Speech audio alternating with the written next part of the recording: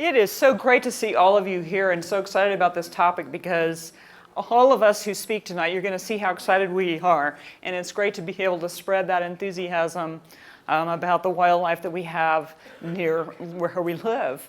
So first of all, who has been to Bobcat Ridge? I'd like you to raise your hands.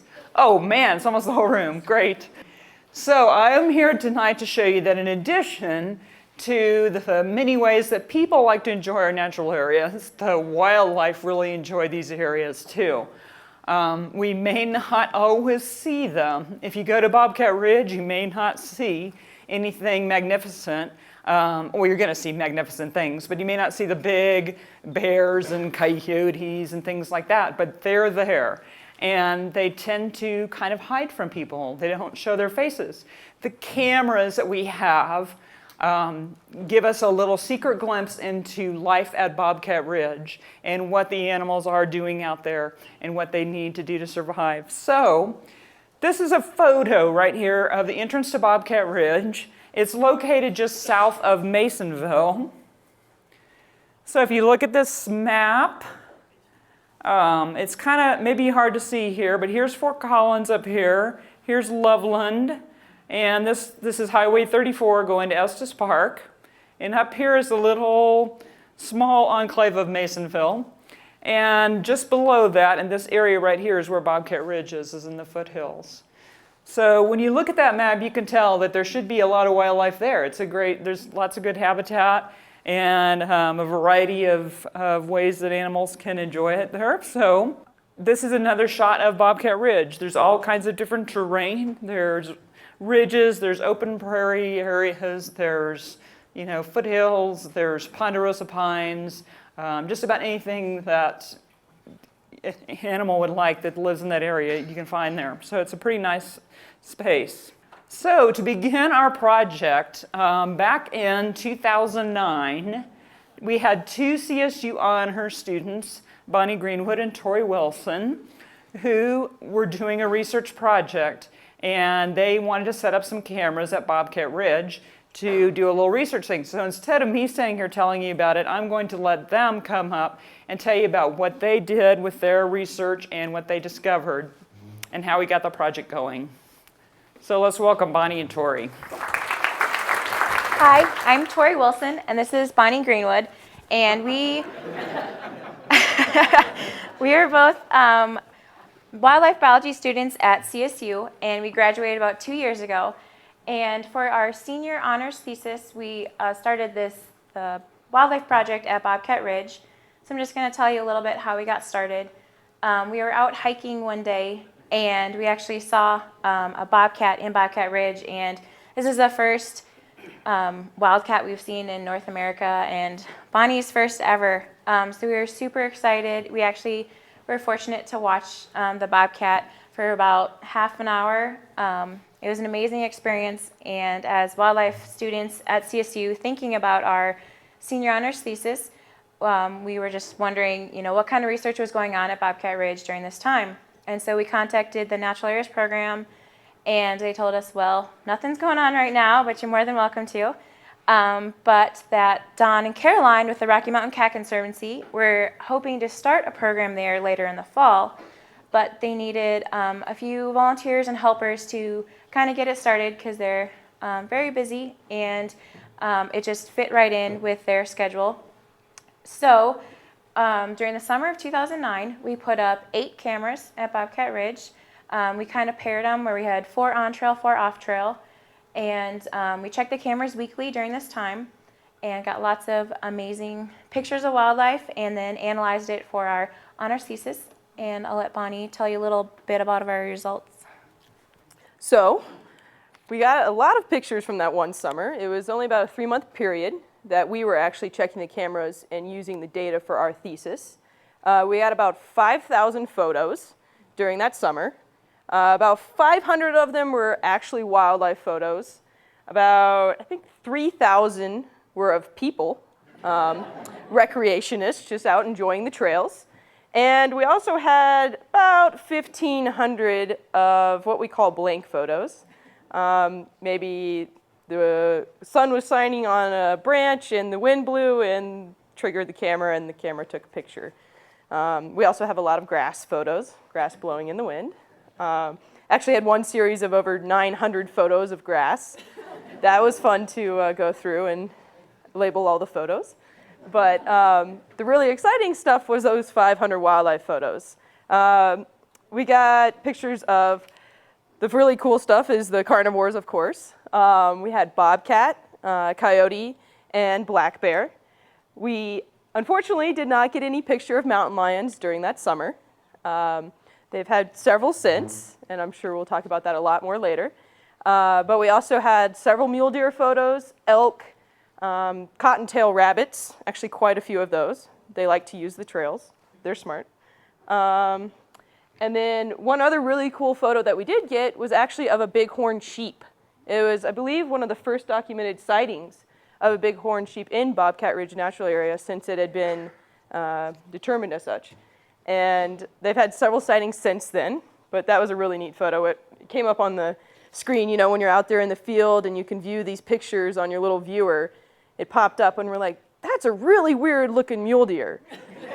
That doesn't look quite right. And then we got it onto a larger screen and it was obviously a female bighorn sheep. So it was really neat. So not only could we just look at these photos and be really excited about it, but we had to actually do something with it for the thesis. So we went through and we tallied up all these wildlife photos, and we looked at them both spatially and temporally. So we were looking at, were these wildlife using the trails or not, and what time of day were they using these trails or not, and kind of comparing that to the human use as well. I guess I'll start with the trail use. Let's see here. So people are allowed to go off the trails in Bobcat Ridge, but people typically stay on the trails. Our wildlife that definitely like the trails were our bobcats, coyotes, and cottontail rabbits. I think every single bobcat picture that we got during that summer was of a bobcat on a trail. They do what they call use the least cost path. I can either walk through a bunch of shrubs and trees, or I can walk down a nicely maintained trail. And so they do that. Coincidentally, those on-trail pictures were typically at night when the people weren't there.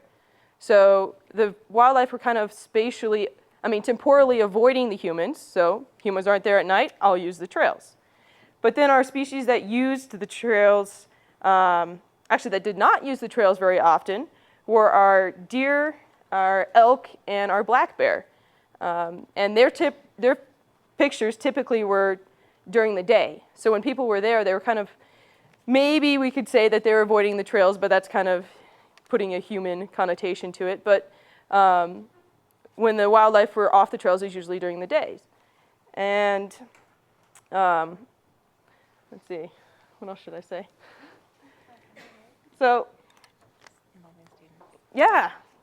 So we kind of came up with that, presented it, wrote it up, presented that as our thesis. And then the really neat thing was then we got to pass this project on to the Rocky Mountain Conservancy, Cat Conservancy, and then also to Rocky Mountain High School, who has students involved, and they'll talk about that more in a little bit as well, but we got to help be involved in passing that on. So, yeah. Thank you, guys. So after Bonnie and Tori finished their research project in August of 2009, we definitely wanted to keep this project going. So now we have a partnership with, as Bonnie mentioned, with the Rocky Mountain Cat Conservancy and Rocky Mountain High School.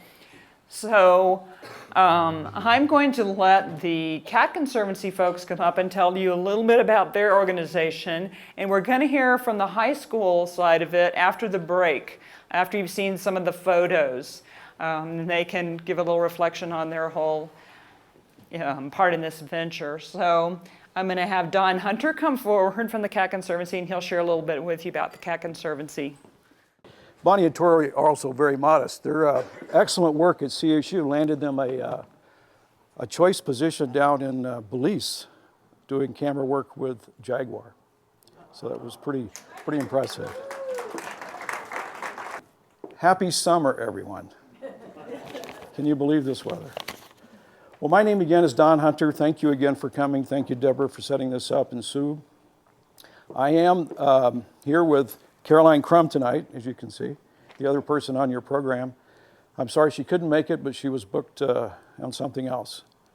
And between the two of us and one other person, we actually make up the Rocky Mountain Cat Conservancy. And we're a very small nonprofit.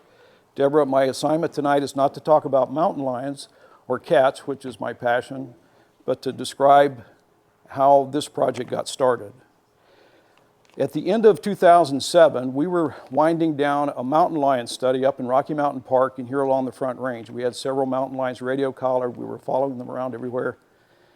And so as our project was slowly unwinding, particularly in Estes Park, the community up there really didn't want us to stop. Even though our funding ran out, they said, what else can we do? So we had an enterprising teacher come to us and say, let's think of something. There has to be something we can do. And so we actually looked at what we were doing. As our radio collared cats were still out there, we needed some way to kind of keep track of them as the collars started to stop functioning. So we had a lot of cameras out there. And we looked at those cameras and said, well, this is something that our kids in high school can do. So we had honors students from middle and high school at Estes Park start checking our cameras. Now, how many of you own cameras, remote cameras? I started using these long before they were ever developed. And we were making them ourselves from just all kinds of pieces and parts, and it took forever to get wildlife images. And thanks to the hunting community, they really started to improve these. This camera here is about 5 or 6 years old. It's actually a film camera. Now, when we again started looking at what we might do with the community up in Estes Park, we realized that our cameras were changing from film to digital. And this is what one of the cameras, many of you have seen them on Bobcat Ridge. It's just impressive. They've come so far in so little time, thanks again to the hunting community, not the research community. And today, these cameras are literally all over the world. There is not a single country in the world that isn't using these cameras in some form or fashion, particularly with conservation work. Almost 10 years ago, they started using them to count tigers in India. And tigers are pretty easy to count because their facial features allow them to be identified specifically. And they come to watering holes. So they've been doing that for more than 10 years. Okay, so these are non-invasive sampling. Wonderful tools. Everybody loves them because, again, you don't have to go and radio collar an animal. You have to know immobilization involved. It's very non-invasive and people love it. So in Estes Park, we started having middle and high school students check our cameras, and they literally would check these cameras every single week. They were so excited. It was exactly like last weekend, where the kids would go out and check the cameras, and they never knew what they were going to get. And I mean, to hear them tell it, and you'll hear a student tonight, as well as Bonnie and Tori in college, it was like Easter. These animals that you never get to see in the daytime, suddenly they're now viewable. That's one of the great things about this project. It takes the wildlife in our backyard, which we never get to see on a regular basis, and we can actually see them. We can see they're there. It's a great, great tool. Now today, these are used by about 4 categories of people, and they're really, really improving dramatically every single year. These are 3 megapixel. We now have most of them are 10, so we're getting much better quality images. But the hunting community started it. The research community began to pick it up, and again, now they're in every country in the world. We're finding animals we've never seen before in places we never knew they existed. And now we have even professional photographers. My last prop. 2008, one of National Geographic's top photographers, Steve Winter. How many of you are Apple owners here? Macintosh, Apple? Okay, so you may remember this one. You can't see this, I'm sorry. But this is the image. If you're a Mac user, it's one of your options. This won Steve Winter 2008 Photographer of the Year. The first time ever a photographer won Photographer of the Year for not being there to take the picture. And now we have professional photographers, believe it or not, all over the world using this technique. It's really remarkable, getting some wonderful, wonderful images that we've never seen before. And Steve, by the way, landed in North India in a place called Ladakh with 2,000 pounds of equipment, so he was pretty serious. The success of Estes Park, very quickly to wrap it up, allowed us to come down here. This was the same year that Bonnie and Tori came along. We said, this is working in Estes Park, it surely could work here. And then we started then to expand the program. It now includes, if you start work with me from going south, we have Estes Park, Bobcat Ridge, Horsetooth Mountain Park, and Laurie State Park. All of them now have cameras in them. And quite honestly, I don't perceive a time when there won't always be cameras there.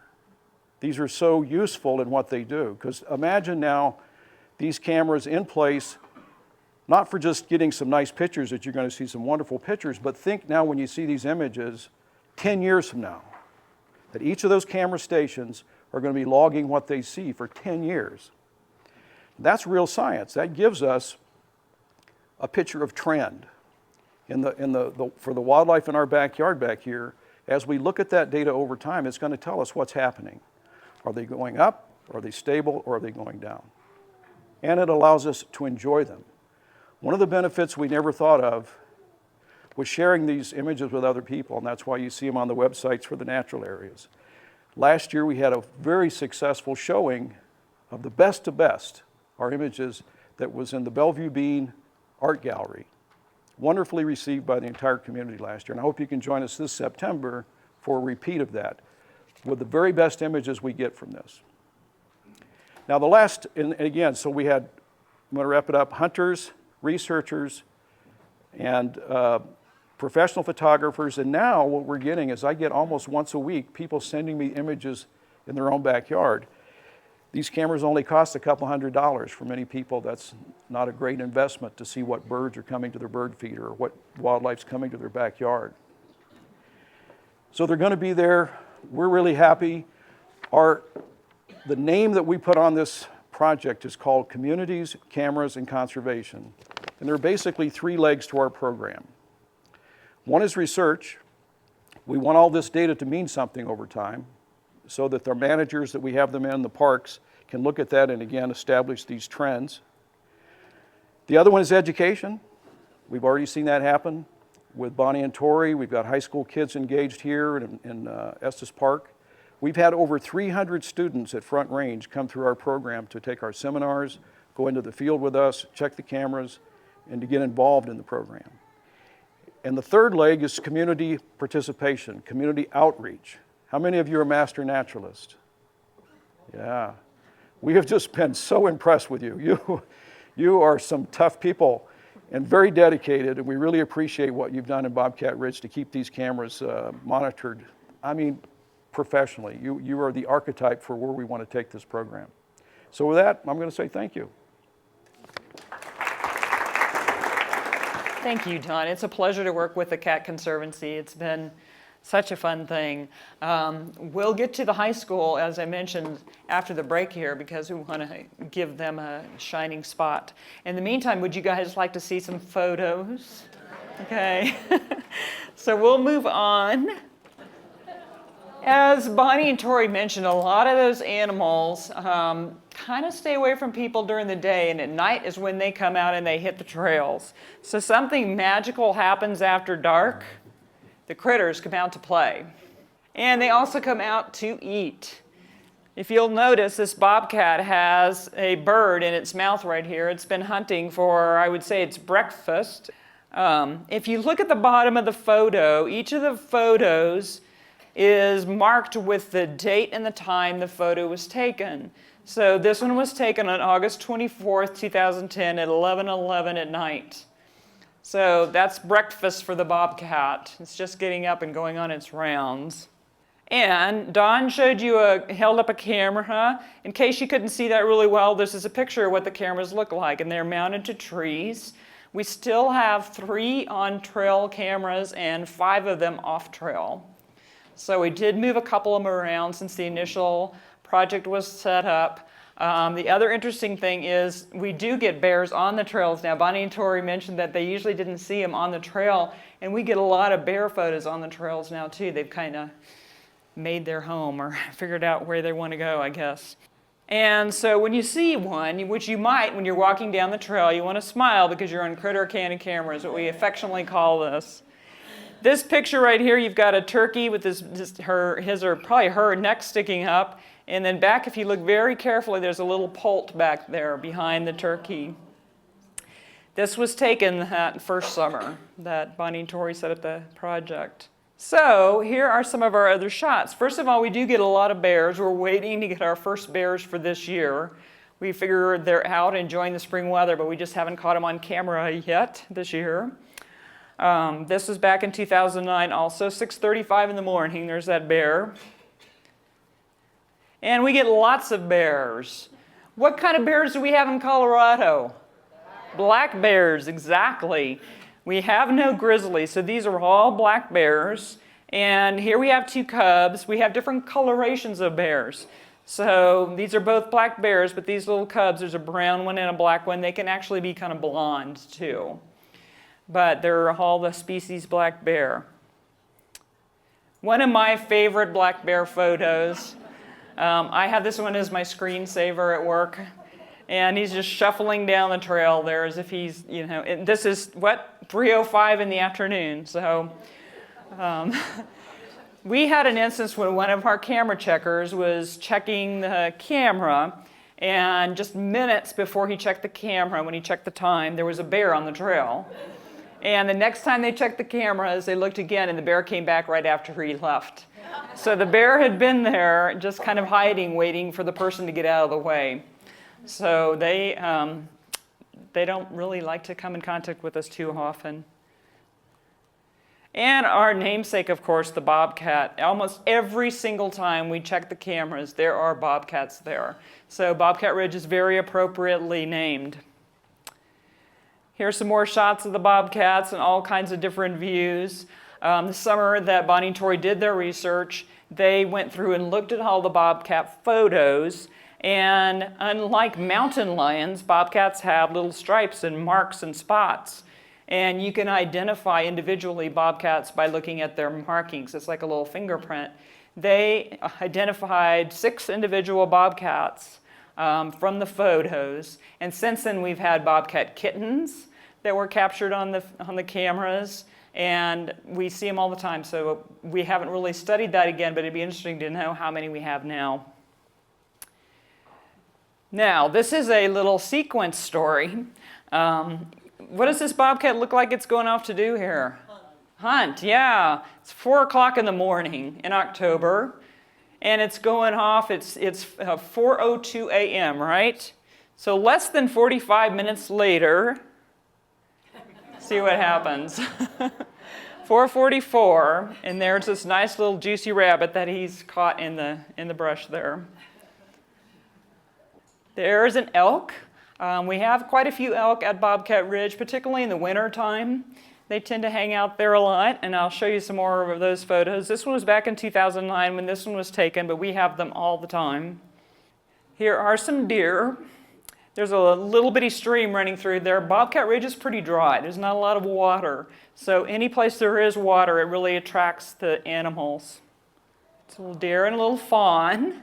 Fawns lose their spots at about 4 to 6 months. So this one was probably still 4 months or under. And there's another little fawn, the big mule deer ears.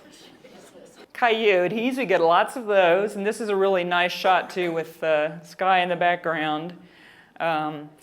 We had lots of coyote pictures, and we didn't know if we had foxes there for a while because canines tend to be territorial, and we didn't really think we had foxes because the coyotes were so prevalent, but we did get some fox photos later too, so there's always surprises with the cameras. Here's some more coyote shots. I like the snow here in the winter, looking down the trail. This one's trotting across the field, all times of the day. And can you see the bird in there? It's a little hummingbird just hovering right there, right in front of the camera, coming to check it out. Maybe it thought there was some nectar in that camera.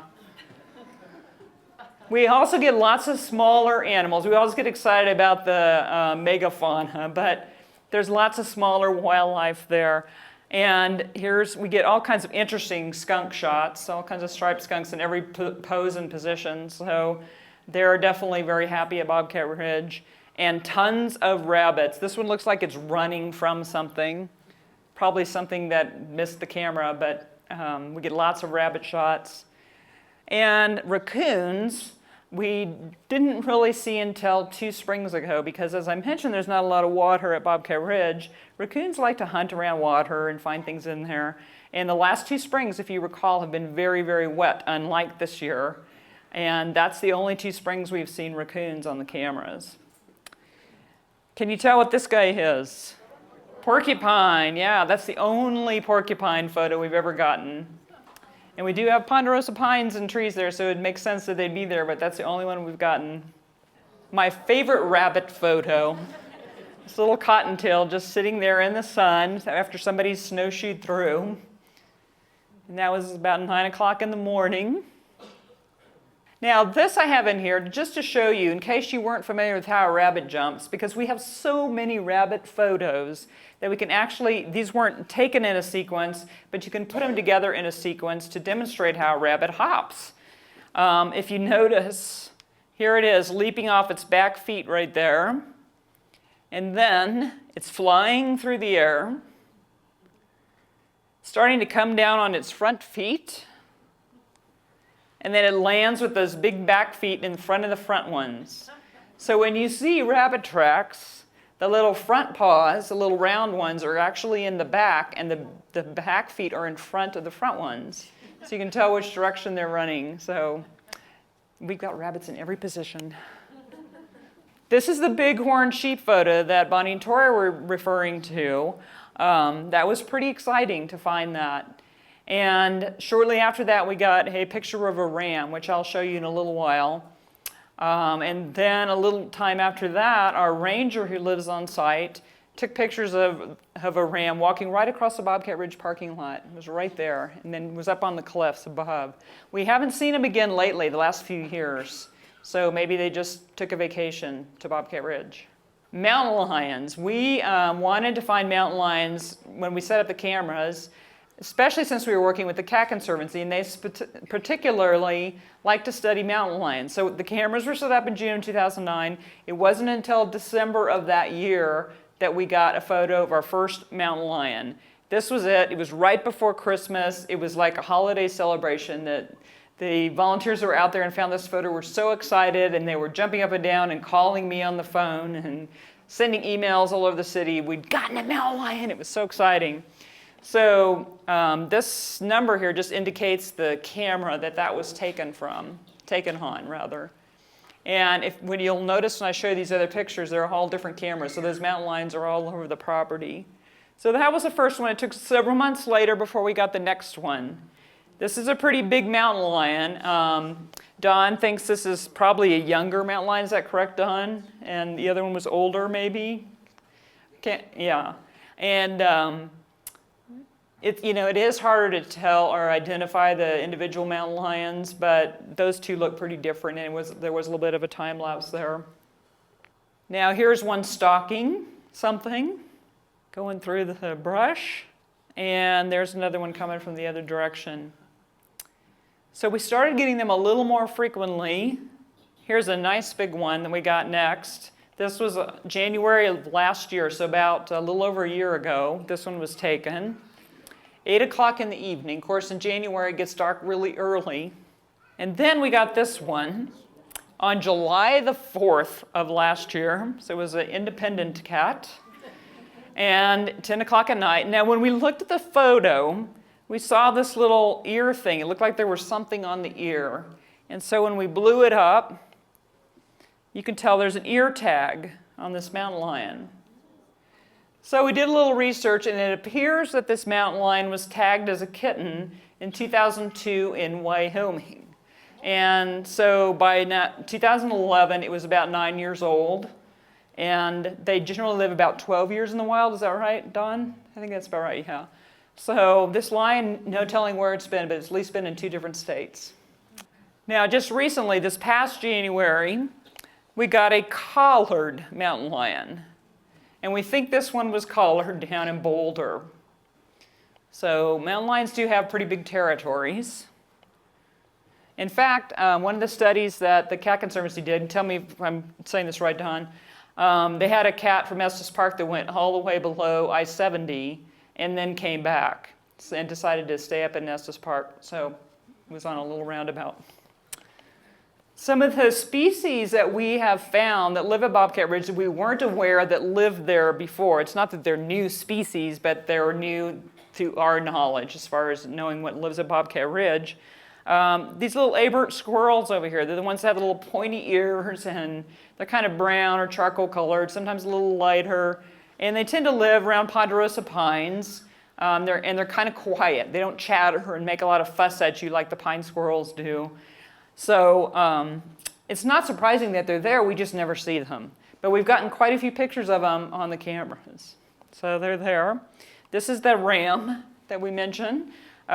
This was November of 2009, so several months after we had the picture of the ewe, this one showed up. Over here is a black-colored red fox. So it's still a red fox, it's just a black coloration. And we have a little western spotted skunk there. So in addition to the regular striped skunks that you always see dead on the side of the road, we have the western spotted skunks that live there too.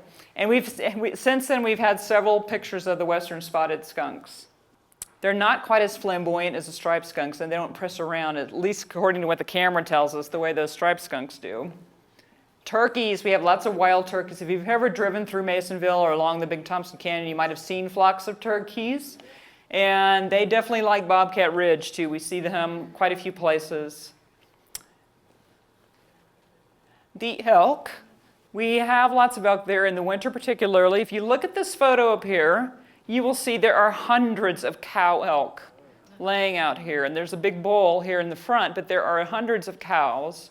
And the camera takes pictures. It's triggered by heat and motion, and it takes pictures every 30 seconds is what we have them set for. So this was like a mini movie with all those elk there, because they would kind of move around a little bit, and the camera just kept taking pictures. And you were talking about the thousands of pictures you get. We had, I don't know how many on that batch of just elk, elk, elk, elk, elk, just kind of moving around slightly. So we had lots of those. And here's one trotting across the field. There's a magpie flying over the elk right here. On this one, if you look carefully, I don't know how well you can see this, but there's a collar on this elk. And I noticed that it looked like it came from Rocky, because I volunteer at Rocky Mountain National Park, so I kind of recognized that, and I called the park and talked to one of the researchers, and they said, "We've been looking for that elk. We didn't know where it was." So they came out and they brought their equipment and they tracked it down and found the herd, and then they came back the next year and started tracking it again. So they were very excited to be able to follow some of the elk that had come from Rocky Mountain and come up to Bobcat Ridge. And you might have just seen, they've had it in the paper, they're doing a study right now too with the elk on the west side of Loveland to find out where they travel and where they go. It seems like Loveland now has a permanent elk herd. So now we have little baby bobcats. This was in 2010. There's one there, and a minute later, we got a second one. So pretty cute. And the mom was probably, I'm guessing, was in front of them and missed the camera. But we definitely have happy bobcats. And here's some more shots. Here's a shaggy bear. This was in June. Another bull elk.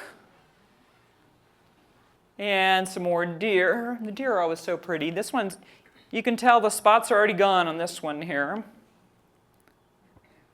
And we have two bucks, deer bucks, clashing with antlers. There's that raccoon. I had a picture of him earlier, but it's just interesting. Oh, this is on I'm sorry, I'm looking at the wrong thing there. But yeah, that was a raccoon. We've had several raccoons, but not any this year. This is a great, nice big bear photo at 1 o'clock in the afternoon in September. It'd be kind of alarming, wouldn't it, to be walking down the trail and run into that? But we never do, so. A little deer just checking out the camera. It's a young bear here by that same stream earlier where we had some deer, I think. Now this is really fun. If you've ever watched deer run, you know, they do the little hopping thing when they run, which is really pretty graceful looking and fun to watch. Well, this one we caught in midair with a little shadow, and we have a second one like that.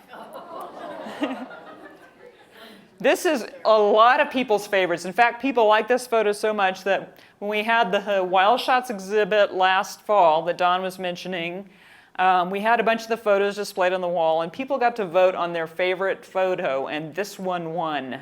This was everybody's favorite photo. It is pretty cool. I like this one. It really looks like the turkey's posing for a calendar or something. Yeah, Thanksgiving. Thank goodness it's June, so it's safe there when the picture was taken. Nice bobcat there, and I like this one too because you can see the tail really well, the little bobtail.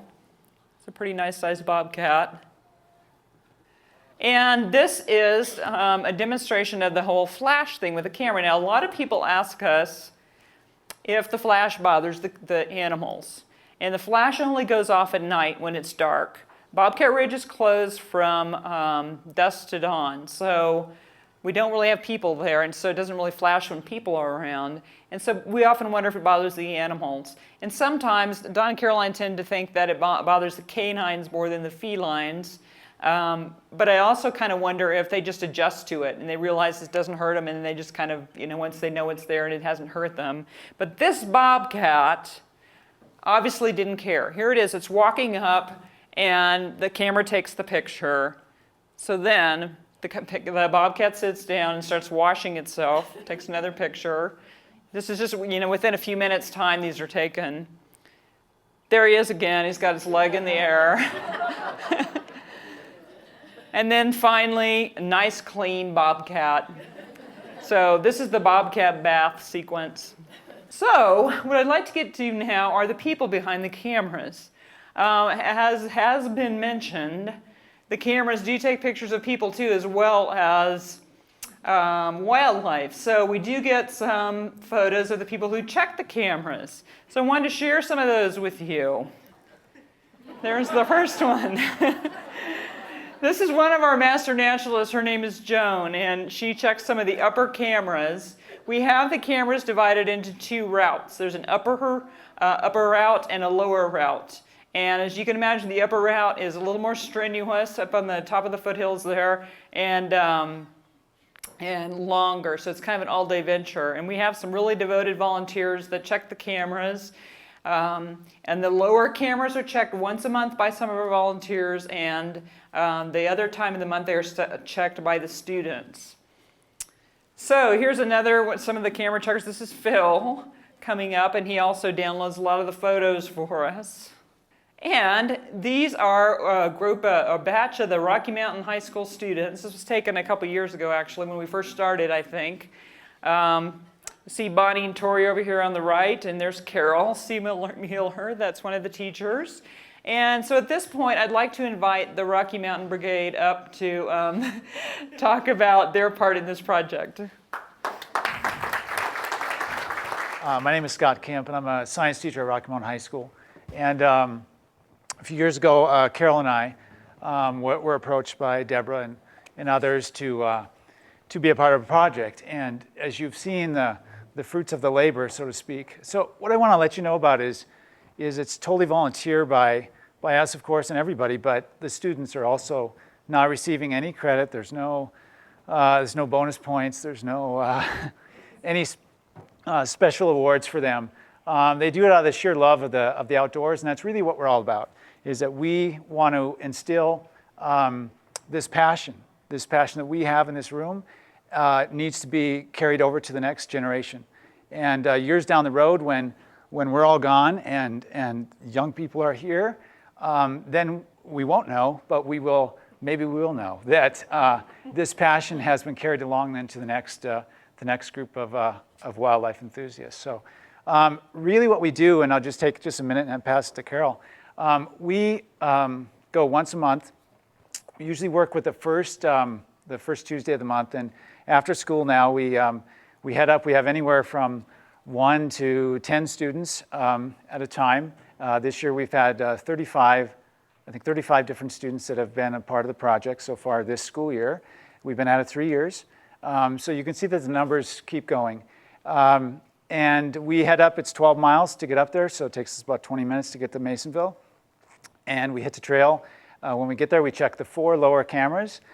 We don't tell the students that it's a 5-mile walk. Did you know that? We tell them it's 4.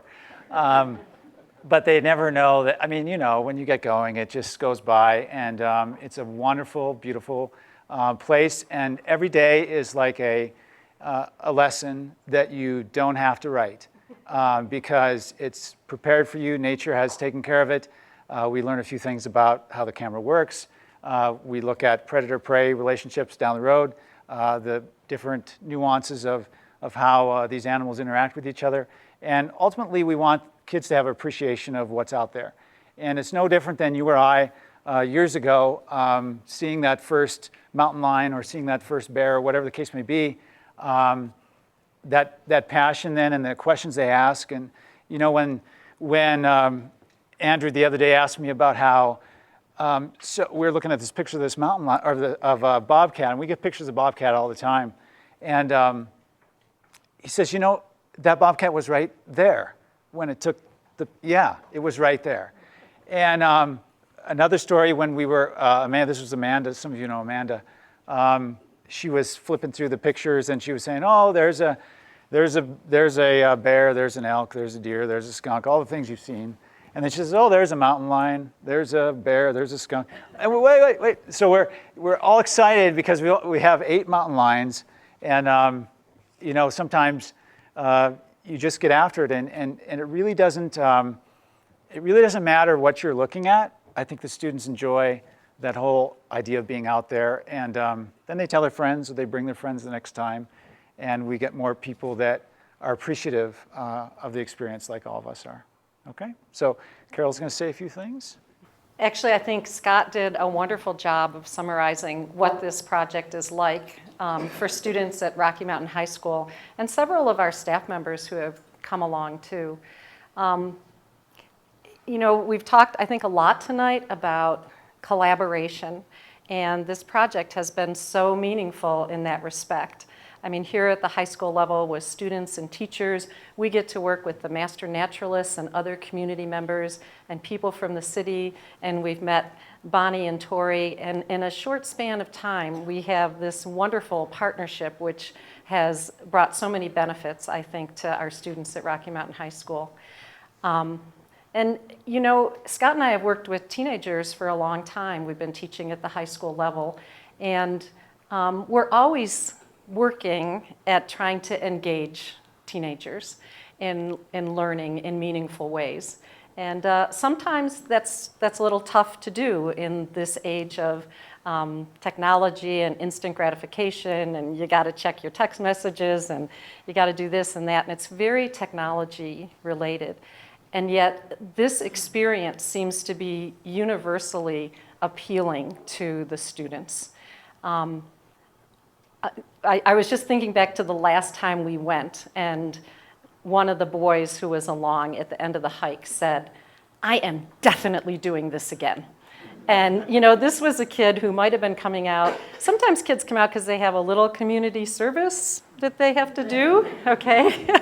And yet they come out and they just absolutely love it. And they love it because of the reasons we do, which is that things happen spontaneously when you're in nature. You're walking along and you notice things you never anticipated, in addition to what you get to see on the cameras and all of the anticipation about that. And then there's those spontaneous conversations that happen between us and our students, conversations that probably wouldn't happen, you know, in a classroom with 35 other kids and on our bell schedule. But it's a place where we get to know each other more, and we get to do that through sharing nature. So it's really been a wonderful experience, and we're very grateful to the City of Fort Collins for partnering with us and all of the other people who are part of this partnership. And I think we also hope that we get to see more of you out there, and hopefully you'd be interested in checking the cameras too. So one of our joys is absolutely working with the students. And so we invited Pi to come along tonight to maybe just share a little bit of her experience at Bobcat Ridge. From my experience in Bobcat Ridge, it's been a great opportunity to get lots of different but like-minded kids who have similar interests in getting outdoors and just experiencing the wildlife in their backyard. And so all the different pictures that we get are so much fun to go through and look at when you're all done and then see all the little stories that come from them. It was definitely a project that broadened my interest in wildlife and working with that and getting people involved and engaged in wanting to work with the wildlife that surrounds them every day. Thank you so much. We absolutely love having our involvement with Rocky Mountain High School and having them participate. It's been a very nice little bonus to have that whole expansion of the program to reach the high school students, and we really appreciate that too. So I wanted to show you a few more pictures of some of those students checking the cameras. So here we have them going out on the trail, and here is one of the students checking the camera. When they check the cameras, they change the batteries if they need to be changed. They take the little SD cards out, the photography cards, and exchange those for a new one. It's all digital. And they record signs of animal signs, scat, things like that they might see on the trail, and really pay attention to what's around the camera area, the camera site. And then this next one is my favorite because it shows how cool it is to check the cameras. Here's a more recent shot. There's Scott Kemp right there with some of the students. And this is to illustrate, it doesn't matter what the weather's like, they're out there. And just recently, it was in January, Scott, we had just had a huge snowfall, and they went out there on snowshoes. And I think it was one of your most favorite trips out there to check the cameras. They had a beautiful day and snowshoed to all the cameras and checked them. So that was pretty exciting. I was really bummed that I didn't go out and join them that day. This is a picture of Ranger Carl. Carl is out at Bobcat Ridge, and I throw this in there too because he really loves this project as well. And he's usually goes out a lot of times when people are checking the cameras. Sometimes he goes with them, and in between times he checks the cameras. And here he was looking at the card in his own camera, and then he'd already set the camera, and it took a picture of him. So he gets very excited, as you can see, about the project. This is another volunteer named Carl, and Carl also helps us maintain the cameras. And every time he walks by a camera, he gives a little wave like that. So it's kind of a little parting gesture. We thought we'd give you some more parting shots of some of the animals. Here's some elk. This is actually a little spring at the very top of the property. This one takes a long time to get to. This is one of the camera locations we just started using very recently, within the last year. But we get a lot of good pictures there because of the water. This is great, little mom and bear cub there. If you look on some of the photos on the back table, there's one of a mother bear actually jumping over the cub in the same location. And this one, it's a little hard to see, but there's actually a little fawn nursing on the mom back here. And then this one's following the mom down the trail. Nice big bull elk.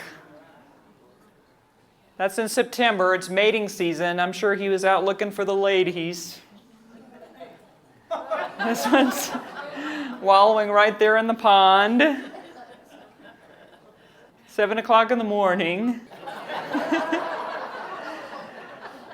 So the wildlife are watching. Don't forget to smile.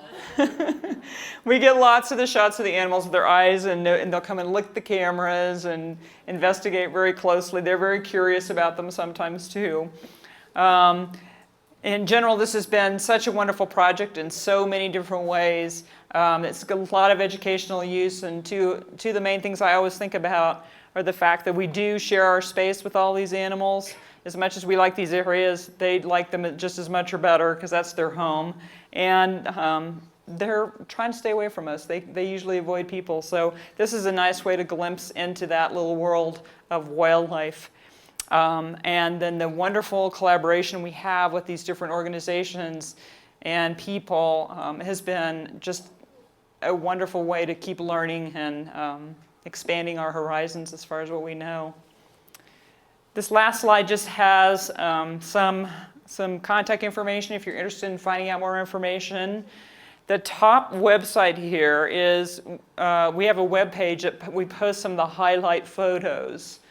So twice a month this gets updated with some of the more recent best of the best photos. And if you can't remember that or you don't have anything to write it down on, if you just go to the Natural Areas website and find Bobcat Ridge, at the bottom of the Bobcat Ridge page is a link to the camera page. So you can check out all the nifty photos. So once again, I'd like to thank all of you for coming so much. And oh yeah, we can take some questions too. But I also wanted, before I forget, to thank Bonnie and Tori and Scott and Carol and Don and Pi for all being here and sharing your part in this project, because we couldn't do it if we weren't all working together, and it's just been a wonderful learning experience. So thank you so much.